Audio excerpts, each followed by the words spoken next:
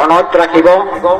ইয়াৰ দ্বাৰা গাঁও পঞ্চায়ত এলেকাৰ সমূহ সন্মানীয় ৰাইজৰ জ্ঞাতাৰ্থে জনোৱা যায় যে ভাৰত চৰকাৰৰ দ্বাৰা ৰূপায়িত হৈ থকা PMAY-ৰ অধীনত 2011 চনৰ চেন্সাছৰ ভিত্তিত বাদ পৰি যোৱা মানুহসকলৰ এখনি তালিকা অসম চৰকাৰৰ পৰা ইতিমধ্যে গাঁও পঞ্চায়তে লাভ কৰিছে।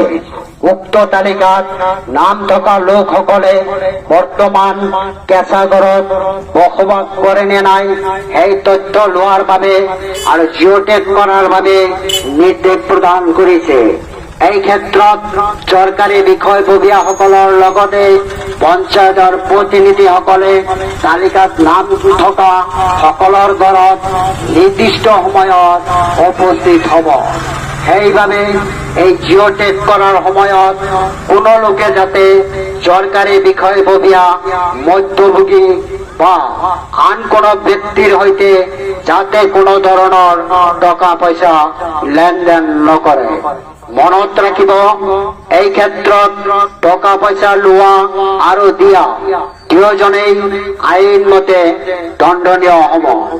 মনত ৰাখিব শ্ৰদ্ধেয় ৰাইজ, উক্ত তালিকাখনত নাম থকা মানে এই ব্যক্তিয়ে ঘৰ পাব বা ঘৰ পোৱা নবুজা।